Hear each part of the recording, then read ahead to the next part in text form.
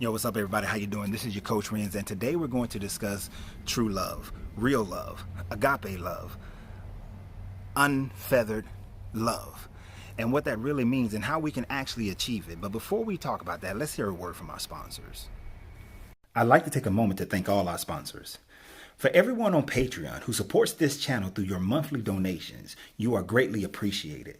And I look forward to providing you free content as well as exclusive live video chats. You will also be able to receive discounts on products from Uncle Ren's Popcorn as well as coaching from Coach Renz.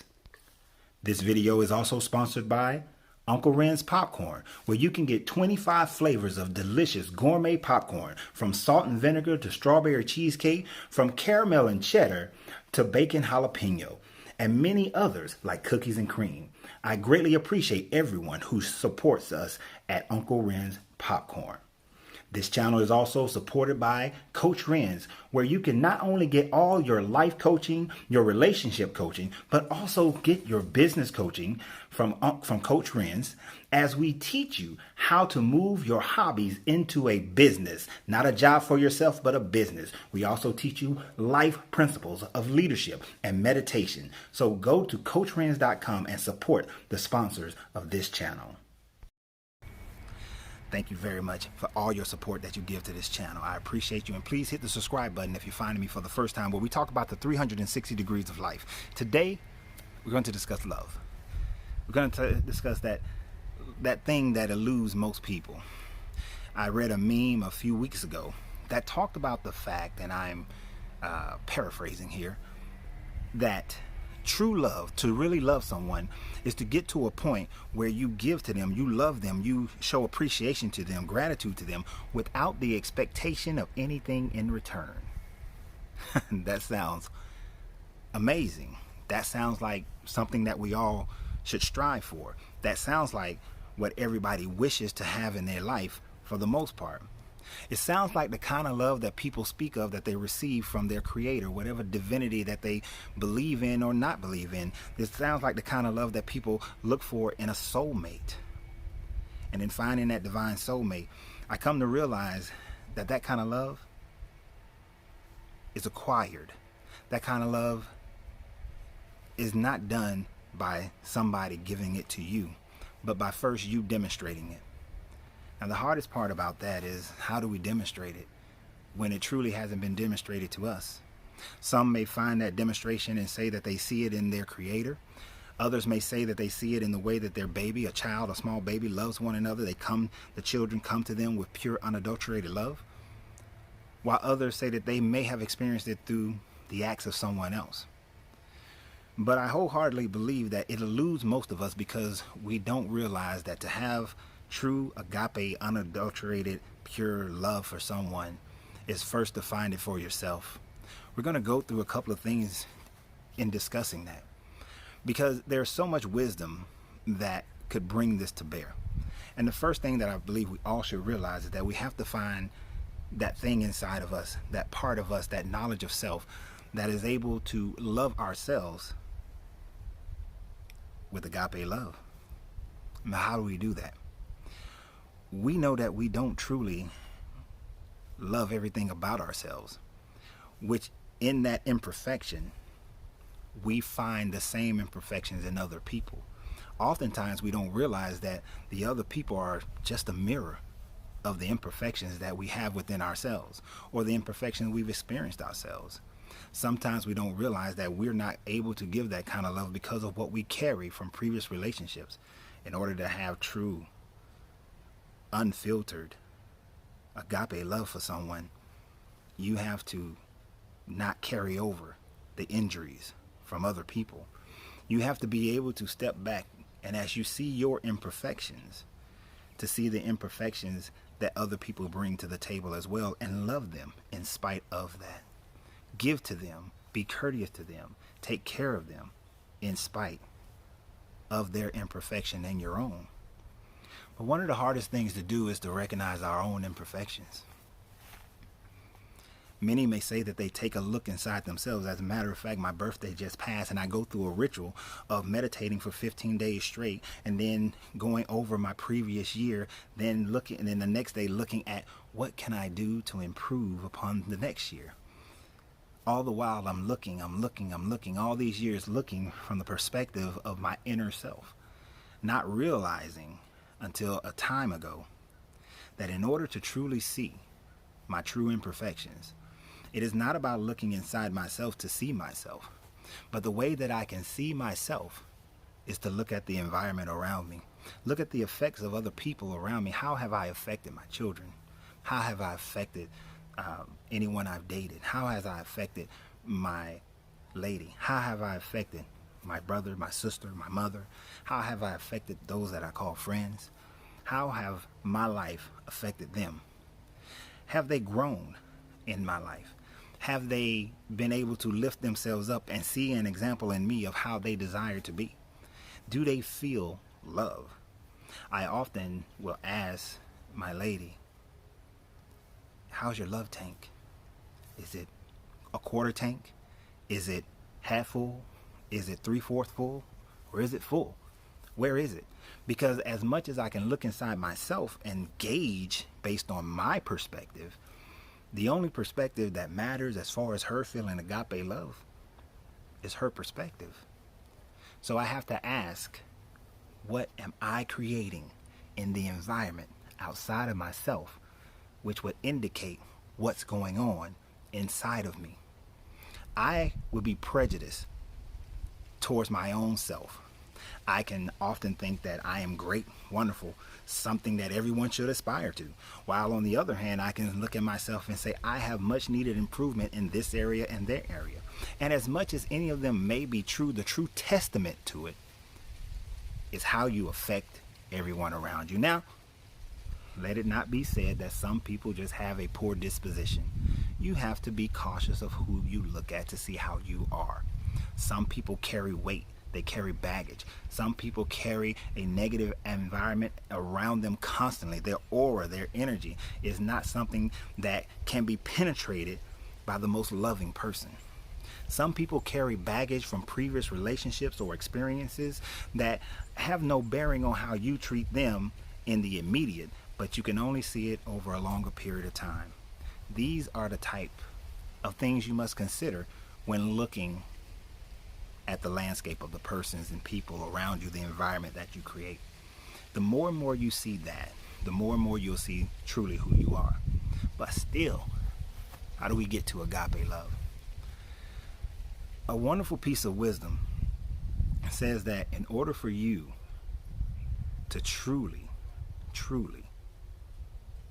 know love, is to leave desire behind you, is to open your crown chakra and release your earthly attachments, is to remove your own wantings.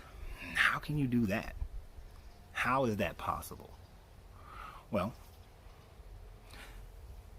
in the Buddhist tradition, the breathing in, the prana, is holding on, is clinging, because you're bringing in life and you're trying to hold on to it. The more you hold that breath, the more painful it becomes, the more difficult it becomes.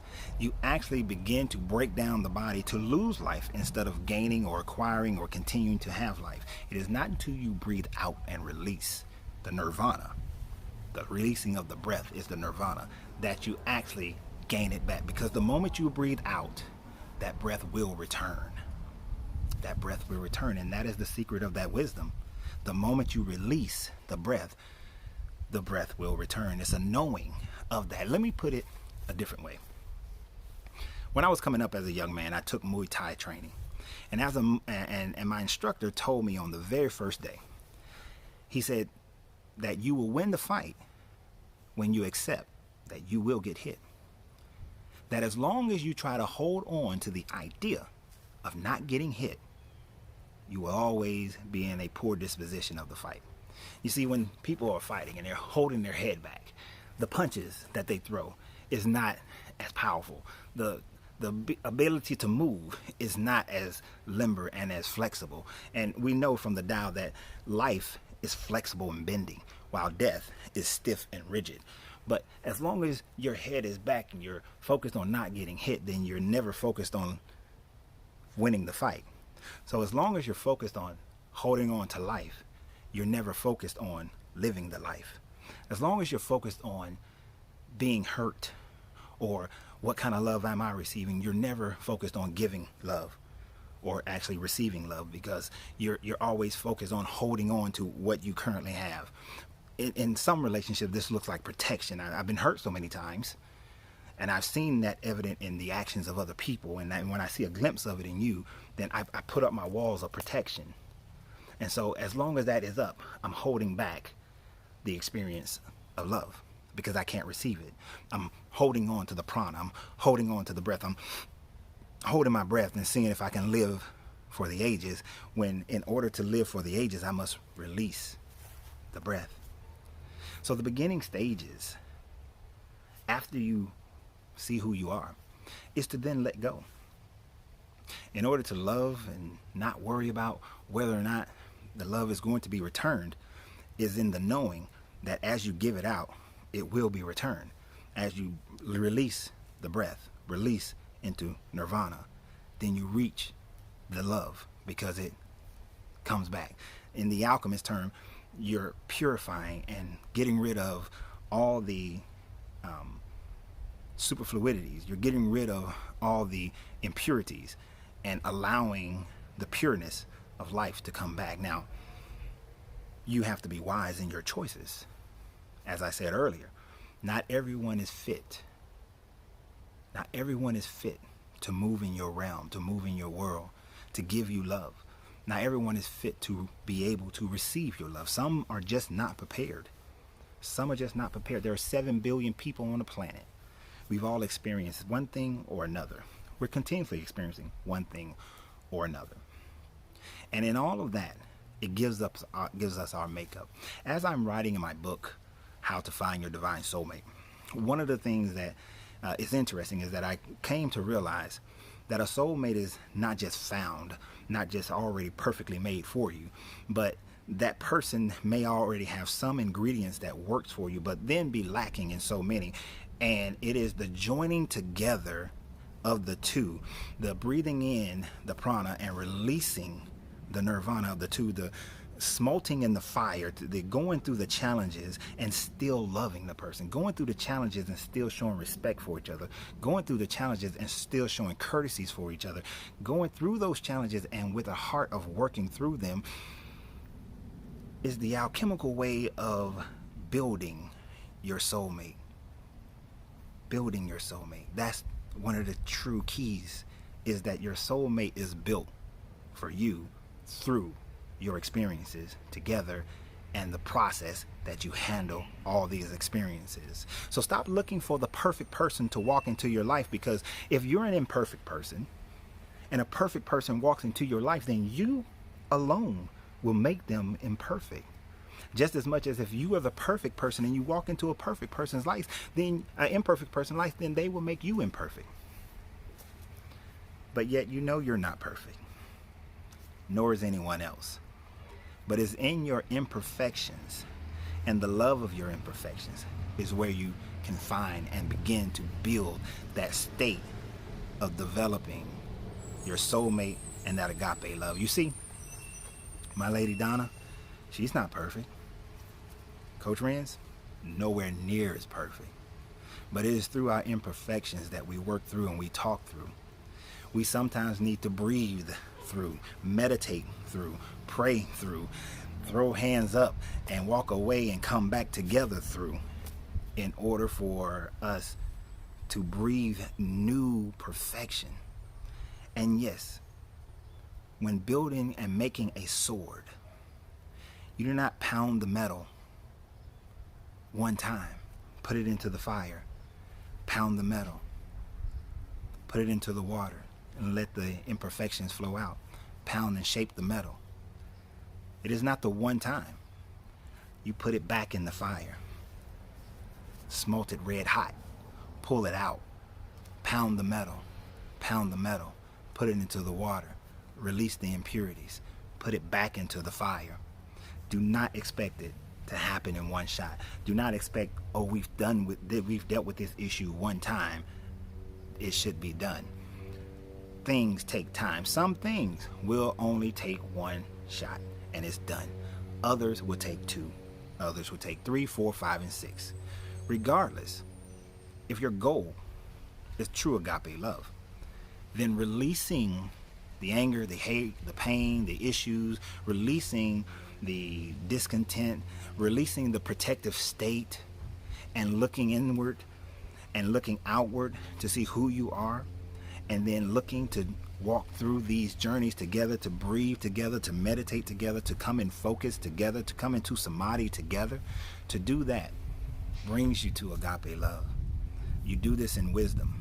You learn the person, you learn yourself, you learn your environment, you learn your goals, your progressions, you learn your true self, you learn their true self.